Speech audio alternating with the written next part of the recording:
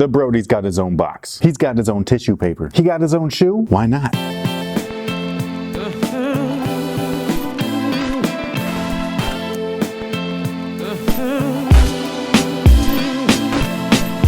Hey, what's good, guys? This is Nightwing2303 from WearTesters.com. Today we got a detailed look at these bad boys right here. This is Russell Westbrook's first official on-court signature sneaker, the Why Not Zer0.1. Now, my first impressions of the shoe since getting them in hand have not actually changed. If you want to check that video out, go ahead and do so. There will be a link in the description box below, as well as an annotated link at the end of this video if you wanted to stick around for a little bit. Now, as most of you guys know, this is not my preferred color of choice. I'm not a fan of the graphics here, and I'm not a fan of the clear outsole. However, I'm very excited to try these out on court. It's a brand new signature shoe. I mean, that already makes me intrigued. The retail price is $125, and for the tech specs, while they're not anything like amazing or anything like that, you can't go wrong with full length zoom, man. You just can't. The only downside to this Zoom Air is that it is bottom loaded. I was hoping that there would be some sort of cushion top loaded as well. Jordan Brand has done that before. They did not do that this time, unfortunately. However, they did put a nice insole in there, so step and comfort is actually there. But the midsole is going to require some break-in time. It's very thick.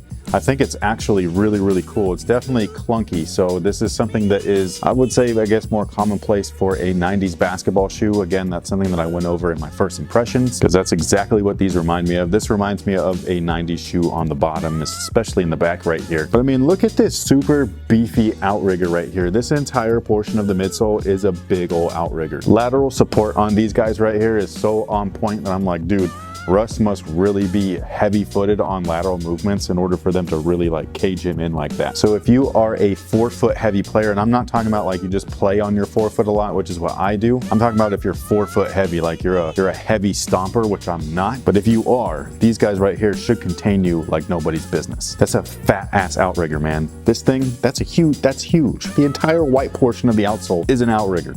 Now the traction pattern itself looks awesome. I'm very excited to try these out. However, I wish that this was a solid rubber outsole. Future colorways are going to have solid rubber, so that's a plus. The energy colorway, which is usually the launch colorway such as this one, they really want to showcase the tech, so that's why they do this quite often. But you got these little nubs in there. They look like little blades. It reminds me a lot of the Air Jordan 28. I'm not saying that it's going to play like that. I'm just hoping that it does. Something to note is that if you live in Asia, they actually have two versions of this colorway right here. They have this version, which is the clear outsole version, but they also have a second version with a solid rubber outsole that's made out of XDR, which is their extra durable rubber. So if you're on eBay and you go and check out this shoe and you see one with a tag with XDR on it and a white solid rubber outsole, that does not mean that they're fake. That just means that they're from China. Now going back to the midsole, this heel area right here, man, this is some beefy stuff, dude. It reminds me of the Air Jordan 15. I think it's awesome. It is foam, it's not rubber.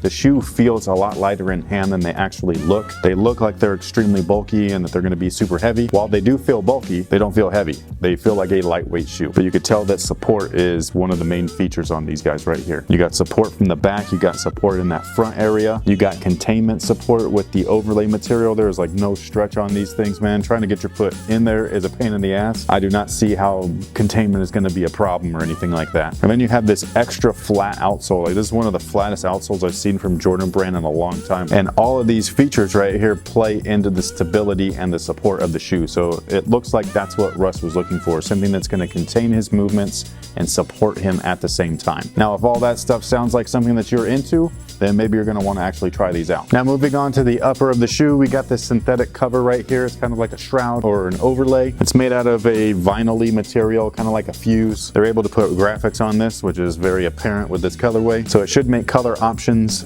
almost limitless. Like I said earlier, getting your foot in there is a pain in the ass. The good thing is that once you're in there, you're in there. It's lockdown is incredible. And then you have this strap right here. I'm not a huge fan of straps, especially like ones like this that you can't kind of like tuck away and stuff like that, but it is what it is. I'm not going to complain about it too much. Something that I do think is interesting though is that underneath the strap area, it reminds me a lot of the Air Jordan 1. So you got some Air Jordan 1 features right here with the lacing, Air Jordan 15 features right here in the heel, kind of like an Air Jordan 18 or the Jordan New Retro 2 with the lace cover area right there. Oh, and we can't forget the little lace lock right there either from the Air Jordan 6. You got that speed lace system that could be anywhere from the Air Jordan 9 through the Air Jordan 11. 11. And I mean, even the tongue right here is reflective like the Air Jordan 5. So dude, I'm serious. A lot of just little design cues throughout this entire shoe that are just, you know, paying homage to different Air Jordan flagship models throughout the years. The internal lacing system is very interesting. Like I said earlier, it's a speed lacing system, which is very reminiscent from the Air Jordan 9 all the way through the Air Jordan 11. And then underneath here, we have just kind of like a weird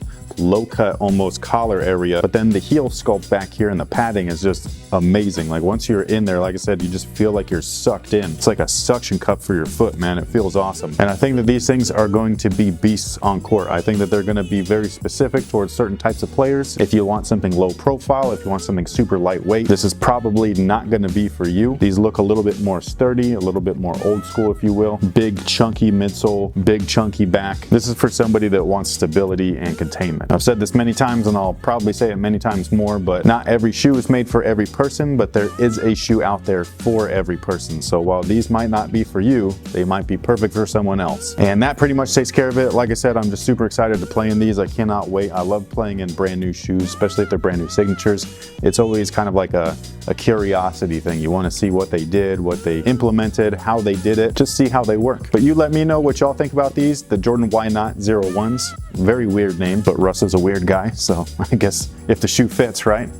Pun intended. But share your thoughts on these bad boys down below in the comment section. Did you grab a pair? I think these sold out online. They were pretty hard to get in store. I actually tried to get a pair in store and they didn't even have my size. Like they didn't even get there. Sizes started at 9.5 and went up. And I was kind of like, what? Luckily, Jordan Brand looked out for me. They sent me a pair. Thank you to Jordan Brand. Thank you, Marco. Really, really appreciate it. Thank you so much for watching. Thanks for all your support. Stay tuned for the next one. Stay tuned for the performance review as well. And until next time, guys, have a good one.